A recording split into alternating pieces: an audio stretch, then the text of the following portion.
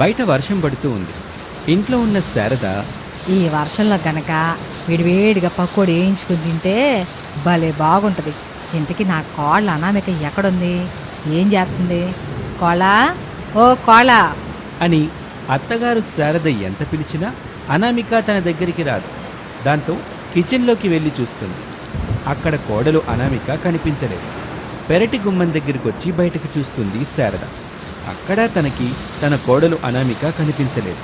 ఇదేంటి, కోళ్ళ అనామిక కిచెన్లో లేదు, పెరట్లో లేదు, ఎక్కడికి వెళ్ళినట్టబ్బా? అని గుమ్మం దగ్గరకు వచ్చి బయటకు చూసింది. అప్పుడు కోడలు అనామిక వర్షంలో తడుస్తూ ఇంటి ముందున్న ట్యాప్ దగ్గర బట్టల్ని ఉతుకుతూ ఉండటం కనిపిస్తుంది. అప్పుడు శారద అయోమయంగా, నేనింటికి తెచ్చుకున్నది తెలివైన కోడల్ని కాదని, తెలివి తక్కువ కోడలని ఇప్పుడే అర్థమవుతుంది.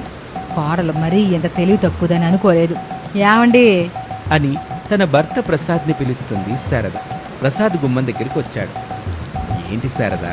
అటు చూడండి, వర్షంలో మన కోళ్ళు ఏం చేస్తుందో అని శారద చెప్పగానే ప్రసాద్ బయటకు చూస్తాడు. వర్షంలో బట్టలు ఉతుకుతున్న కోడలు అనామిక కనిపిస్తుంది.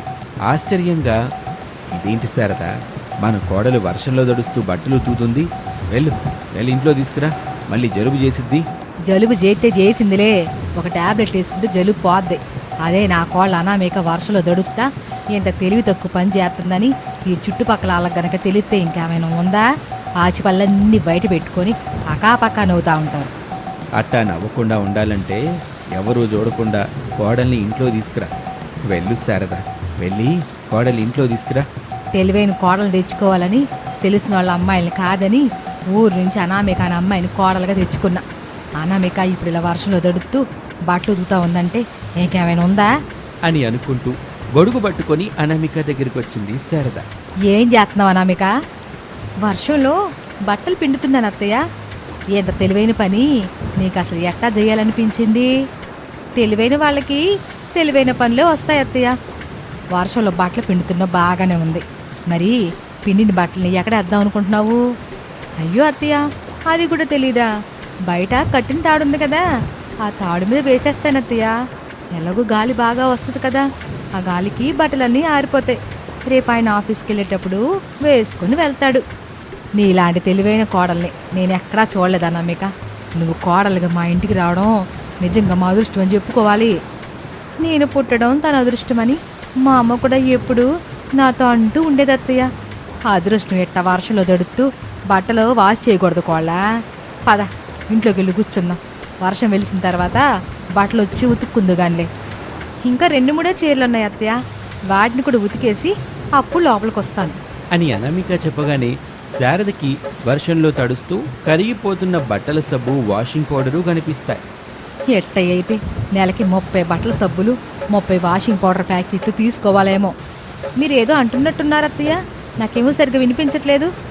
పిండిన బట్టలు చాలే కోళ్ళ, ఇంట్లోకి వెళ్దాం పద. చుట్టుపక్కల ఎవరైనా చూస్తే బాగోదు. వర్షంలో శారద తెలివైన కోళ్ళ బట్టలు పిండుతుంది, చూడండి నవ్వుకుంటారు. అబ్బా అత్తయ్య, తెలివైన పని చేయమంటారు, చేస్తే మాత్రం మీరు ఒప్పుకోరు. ఇలా అడ్డుపడుతూ నా తెలివిని మీరు మధ్యలోనే ఆపేస్తున్నారు అత్తయ్య అని అనామిక బాధగా ముఖం పెట్టి అక్కడి నుంచి లోపలికి వెళ్ళిపోతుంది. గొడుగు పట్టుకున్న శారద ఎవరూ తన కోడల్ని చూడలేదు కదా అని చుట్టుపక్కల చూస్తుంది. నిజంగానే ఎవరూ కనిపించలేదు. దాంతో శారద ఊపిరి పీల్చుకొని ఇంట్లోకి వెళ్ళిపోతుంది. మరుసటి రోజున కృష్ణవేణి, సుశీల, కావేరి, అపర్ణ అనే 4 మహిళలు శారద ఇంటికొచ్చారు. ఏంటే నలుగురు నవ్వుతూ ఎట్టాగొచ్చారు? మా కూతులని కోడలుగా చేసుకోమని ఎన్నిసార్లు అడిగాము. తెలివైన కోడలు తెచ్చుకుంటానని మా దగ్గర భలే బిల్డప్ ఇచ్చావు కదూ. అది బిల్డప్ కాదే, నిజమే. ఇప్పుడు నేను కోడలుగా తెచ్చుకున్న అనామిక ఎంత తెలివైందో మీకు అసలు తెలీదు. ఇప్పుడు మేము తెలుసుకోవడానికి వచ్చాను శారదా. కానీ నా కోళ్ళు ఇంట్లో లేదు కదా. ఇంట్లో లేదా? లేకపోతే నువ్వు ఇంట్లో దాచిపెట్టి ఇంట్లో లేదని అబద్ధం చెప్పేస్తున్నావా? అదేంటపర్ణ, ఉన్నట్టుండి అంత మాట అనేసావు. ఆయన ఇంట్లో దాచిపెట్టుకోవడానికి నా కోళ్ళ వెన కోడిపిల్ల కొబ్బరికాయ ఎక్కడా దాచిపెట్టలేదు. బంగాళదుంపలు తీసుకురావడానికని కోళ్ళ బజారుకి వెళ్ళింది. బజార్కి కదా వెళ్ళింది, బంగాళదుంపలు తీసుకుని ఎట్టగో ఇంటికే వస్తుంది కదా. కావేరి, అన్నమిక వచ్చేవరకు మన శారదతో మాట్లాడుకుంటూ ఉందాం. ఇంతలో అన్నమిక వస్తుంది, బంగాళదుంప కూరుండిద్ది, కబుర్లు చెప్పుకుంటూ ఆ అనామిక చేసే కమ్మని బంగాళదుంప కూరతో కడుపు నిండా తిని అప్పుడు వెళ్ళిపోదాము. అని అపర్ణ అనగానే శారదకి కంగారు మొదలవుతుంది. తనలో తాను, వామో, ఇప్పుడు నా కోళ్ళ అనామిక తన గదిలో నుంచి గనక బయటకు వస్తే నేను అబద్ధం చెబుతున్నానని అందరూ అనుకుంటారు. వీళ్ళ అనామికను చూడకుండా వీళ్ళ నేను ఇక్కడి నుంచి పంపించేయాలి. కానీ ఎలా అని అనుకుంటూ ఉండగా ప్రసాద్ వచ్చాడు. వెంటనే శారద ఒక ఆలోచన చేస్తుంది. యావండి, ఈ నలుగురు మీ మాటల కోసం ఎప్పటినుంచో ఎదురు చూస్తా కూర్చున్నారు అని శారద చెప్పగానే ప్రసాద్ ఎంతో సంతోషపడుతూ ఆ నలుగురు ఆడవాళ్ల దగ్గరికి వచ్చి కూర్చున్నాడు. ప్రసాద్ నవ్వుతూ మాట్లాడుతూ ఉంటాడు. అంతే, ఆ నలుగురు ఆడవాళ్ళు అక్కడి నుంచి వెళ్ళిపోతారు. ఏమే అపర్ణ, ఎందుకే అట్టగెళ్ళిపోతున్నారు? నా కోడలు తెలివిని చూస్తానని వచ్చారుగా, తెలివిని చూడరా? మరెప్పుడైనా చూస్తామే శారదా అని అనుకుంటూ అక్కడి నుంచి వెళ్ళిపోతారు. శారద ఊపిరి పీల్చుకుంటుంది. మరొక రోజున వర్షం పడుతూ ఉండగా అనామిక గొడుగు పట్టుకుని గుమ్మం దగ్గర నిలబడింది. అప్పుడే శారద వచ్చి అనామికాని చూస్తుంది. కోళ్ళ, వర్షం పడుతుంది కదా, గొడుగు పట్టుకుని నిలబడ్డావేంటి? ఇంతకీ ఎక్కడికి వెళ్తున్నావు? పొలం దగ్గరికి వెళ్దామని వెళ్తున్నాను అత్తయ్య. పొలం దగ్గరికా? ఎంత వర్షంలో పొలం దగ్గరికి ఎందుకు అనామిక?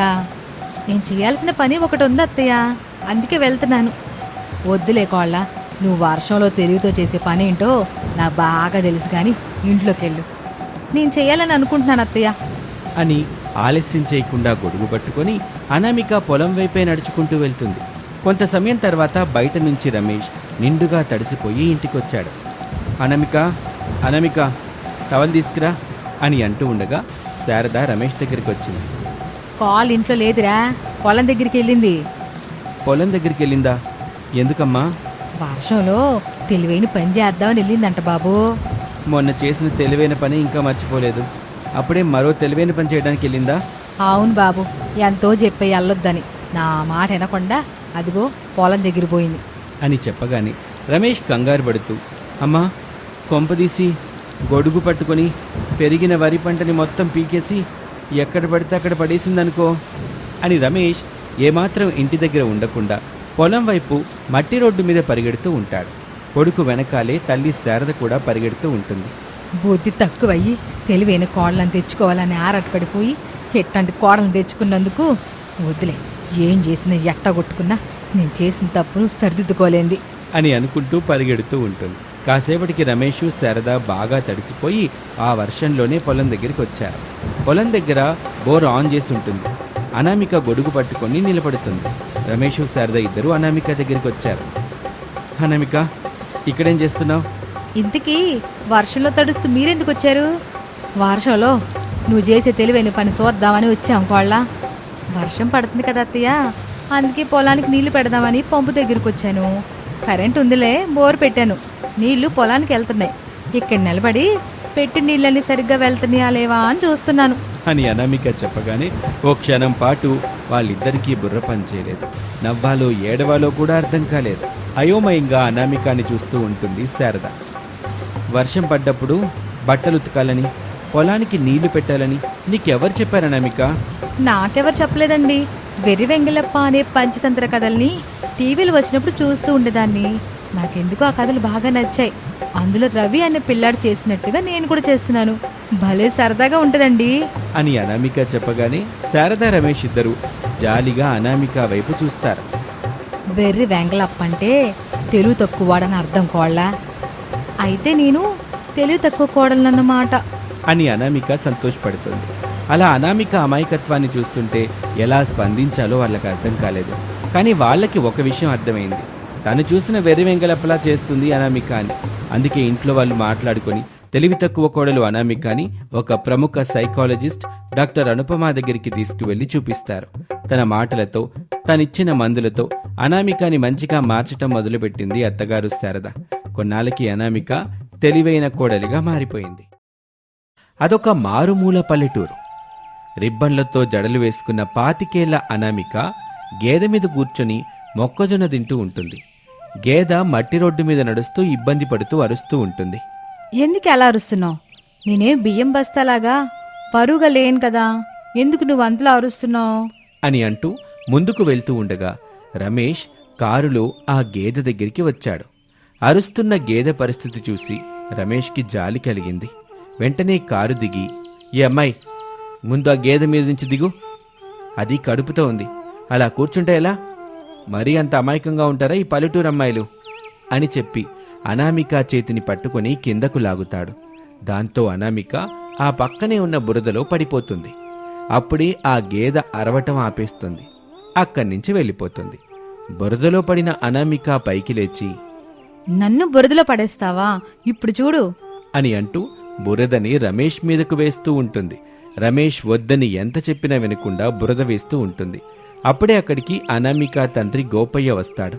కోపంగా ఉన్నాడు గోపయ్య. బంగారు తల్లి, అలా చెయ్యొద్దమ్మా, తప్పు. నా చేతిని పట్టుకొని ఇతను బురదలో పడేశాడు నాన్నా. కడుపుతో ఉన్న గేదె మీద కూర్చుంది పెద్దయ్య. ఆ గేదె అరుస్తున్నది దిగలేదు, అందుకే ఇలా చేశాను అని చెప్పగానే గోపయ్య దండం పెట్టి, మన్నించండి బాబు, ఇంతకీ తమరెవరు? పశువుల డాక్టర్నండి, రండి బాబు అని చెప్పి గోపయ్య లగేజ్ బ్యాగ్ తీసుకొని ముందుకు నడుస్తూ ఉంటాడు. పశువుల డాక్టర్ అని చెప్పగానే అనామిక అక్కడి నుంచి గబగబా పరుగున వెళ్ళిపోతుంది. ఇలాగే రోజులు గడుస్తూ ఉంటాయి. అనామిక రమేష్కి అన్నం పెడుతూ మాట్లాడుతూ మరింత దగ్గరవుతుంది. అనామిక అమాయకత్వం, నవ్వులు, మాటలు అన్నీ రమేష్కి నచ్చుతాయి. అనామికాని బాగా ఇష్టపడతాడు. ఇద్దరూ కలిసి ఒకరిని ఒకరు ప్రేమించుకుంటారు. అనామికకి రమేష్ ఒక ఫోన్ కూడా కొనిస్తాడు. ఎలా వాడాలో వివరిస్తాడు. అలా రోజులు గడుస్తూ ఉంటాయి. రమేష్, అనామిక చెరువుగట్టు మీద పొలాల మధ్య ప్రేమించుకుంటారు. అది గోపాలం చూస్తాడు. మీ పట్నం పిల్లగాళ్ళ మాటలు నమ్మడానికి లేదు. అలా అనకండి, నేను రేపు మా అమ్మ వాళ్ళ దగ్గరికి వెళ్ళి వాళ్ళతో మాట్లాడి వాళ్ళని తీసుకొని వస్తాను అని చెప్పి అక్కడి నుంచి రమేష్ వెళ్ళిపోతాడు. ఇక రిచ్ ఇంట్లోని ఖరీదైన సోఫాలో శారద, తన స్నేహితురాలు సరోజ కూతురు స్వప్న కూర్చొని ఉన్నారు. శారద ఇంట్లో పనిచేస్తున్న కమల వాళ్ళకి కూల్ డ్రింక్స్ ఇచ్చింది. సరోజ, స్వప్న కూల్ డ్రింక్స్ తాగుతూ ఉంటారు. ఏమిటే సరోజా, వెంటనే కలిసి మాట్లాడేది ఉందని ఫోన్ చేసావు? ఏ విషయం గురించి ఏంటి? నా కూతురు పెళ్లి గురించే శారదా, నీతో మాట్లాడదామని ఎప్పటినుంచో అనుకుంటున్నాను. నీకు డబ్బులు ఏమైనా కావాలా సరోజా? డబ్బులేం అవసరం లేదు, కానీ నా కూతుర్ని నీ ఇంటికి కోడలుగా చేసుకోవాలి శారదా. ఏంటి, నీ కూతుర్ని నా ఇంటికి కోడలుగా చేసుకోవాలా? అవును సరోజా, నువ్వు రిచ్చు, నేను రిచ్చు. మీ అబ్బాయి రమేష్ డాక్టర్ చదివాడు, మా అమ్మాయి స్వప్న కూడా డాక్టరే చదివింది. ఇద్దరు చూస్తే ఈడు జోడు కూడా బాగుంటారు. ఇద్దరికి పెళ్లి చేసి ఒక హాస్పిటల్ పెట్టించేసామనుకో, వాళ్ళ లైఫ్ని వాళ్ళు ఎంజాయ్ చేసుకుంటూ ఇద్దరు పిల్లల్ని ఇస్తారు. వాళ్ళని చూసుకుంటూ మనం ఎంజాయ్ చేయొచ్చు. ఏమంటావు శారదా? ఇందులో నేను నువ్వు చెప్పడానికి ఆస్కారం ఎక్కడుంది సరోజా? కాకపోతే ఆయన కూడా ఒక మాట చెప్పి చూస్తాను, ఆయన అభిప్రాయం కూడా తెలుసుకోవాలిగా. నేను చెప్తున్నాను కదా శారదా, ప్రసాద్ అనే మనసు నాకు బాగా తెలుసు. స్వప్న తన ఇంటి కొడలవుతుందని తెలియగానే ఆకాశంలో ఫ్లైట్లా ఎగిరిపోతారు. అంత ఖచ్చితంగా నువ్వు ఎట్టా చెప్పగలవు సరోజా? ముందు నువ్వు నాకు ఒక మాట ఇవ్వు. ప్రసాద్ అన్నయ్యని ఒప్పించే బాధ్యత నాది. ఇప్పుడు ప్రసాద్ అన్నయ్య ఆఫీసులోనే ఉంటాడు కదా, నేను స్వప్న వెళ్ళి కలిసి మాట్లాడొస్తాము అని చెప్పగానే శారద సరోజకి మాటిస్తుంది. ఇదిగో నీ మాట ఎత్తున్నాను సరోజా, నీ కూతురే నా ఇంటి కోళ్ళం. ఇక హ్యాపీనా? చాలు శారదా, నేను అన్నయ్య దగ్గరికి వెళ్ళొస్తాను అని చెప్పి సరోజ కూతురు స్వప్నం తీసుకుని కారులో ఆ ఇంటి నుంచి వెళ్ళిపోతుంది. ప్రసాద్ ఆఫీస్లో మరొక బిజినెస్ మ్యాన్ సుదర్శన్తో మాట్లాడుతూ ఉంటాడు. సుదర్శన్ పక్కన తన కూతురు శ్రీవల్లి కూర్చొని ఉంది. సుదర్శన్ గారు, అమ్మాయిని తీసుకుని ఆఫీస్కి వచ్చారు. ఏమిటండి విషయం? విషయం సూటిగా చెప్పేస్తున్నాను ప్రసాద్ గారు. డాక్టర్ చదివిన మీ అబ్బాయి రమేష్ని మా అమ్మాయి శ్రీవల్లి బాగా ఇష్టపడింది. అదేనండి, ప్రేమించింది. విషయం పూర్తిగా అర్థమైంది సుదర్శన్ గారు. కాకపోతే మా అబ్బాయి... అంకుల్, నాకు రామ్నిచ్చేయండి. నేనిక మిమ్మల్ని ఏమీ అడగను. ఇద్దరు పిల్లల్ని ఇస్తాను. వాళ్లతో మీరు మా నాన్న ఆడుకుంటూ ఉండొచ్చు అని చెప్పి సిగ్గుపడుతుంది శ్రీవల్లి. ప్రసాదు, సుదర్శన్లు సంతోషపడతారు. సుదర్శన్ గారు, నేనింటికెళ్ళిన తర్వాత శారద్తో మాట్లాడి మీకు ఫోన్ చేస్తాను. ప్రసాద్ గారు, చెల్లెమ్మని నేను ఒప్పిస్తాను, మీరు నాకు మాట ఇవ్వండి చాలు. శ్రీవల్లి నా కోడలని మీకు మాటిస్తున్నాను అని చెప్పగానే సుదర్శన్, శ్రీవల్లి సంతోషపడతారు. అక్కడి నుంచి వెళ్ళిపోతారు. 2 రోజుల తర్వాత లాన్లో ఉన్న ఉయ్యాల బల్ల మీద మోడ్రన్ దంపతులు శారదా ప్రసాద్లు కూర్చొని తమ ఏకైక కొడుకు రమేష్ పెళ్లి గురించి కోపంగా వాదించుకుంటూ ఉంటారు. ఆవేశంగా ఒకరి మీద ఒకరు అరుచుకుంటూ ఉంటారు. నేను చెప్పినట్టుగా రమేష్ పెళ్లి ప్రముఖ బిజినెస్ మ్యాన్ సుదర్శన్ గారి కూతురు శ్రీవల్లితోనే జరగాలి. లేదంటే సుదర్శన్కిచ్చిన నా మాట పోతుంది. మీది మాట పోతే పోయిందిలేండి. నేను సరోజ కూతురు స్వప్నని నా కోడలుగా చేసుకుంటానని సరోజ మీద ప్రమాణం చేశా. ప్రమాణం తప్పితే సరోజ సమాధి అయిపోద్ది. మరీ మంచిది. సరోజ దశదిన కర్మ నా డబ్బులతో నేనే గ్రాండ్గా చేసి శ్రీవల్లితో రమేష్ పెళ్లి కూడా జరిపిస్తాను. ఇదే నా మాట. నేనందుకు ఒప్పుకోను. కొడుకు పెళ్లి సరోజ కూతురు స్వప్నతోటే జరగాల. స్వప్న చాలా మంచి అమ్మాయి అండి. మనల్ని పువ్వులో పెట్టి చూసుకుంటది. ఏ పువ్వుల్లో పెట్టి చూసుకుంటుంది ఈ వేటకారమే మీకొద్దని చెప్పేది అని ఇద్దరూ వాదించుకుంటూ ఉంటే అప్పుడే వాళ్ళ కొడుకు రమేష్ వచ్చాడు. కొడుకుని చూసి వాళ్ళిద్దరూ సంతోషిస్తారు. మమ్మీ, డాడీ, నేను మీతో నా పెళ్లి గురించి మాట్లాడాలి అనుకుంటున్నాను. నేను డాడీ కూడా అదే అనుకుంటున్నారా బాబు. నేను ఒక సంబంధం చూశాను, డాడీ ఏమో ఇంకో సంబంధం చూశాడు.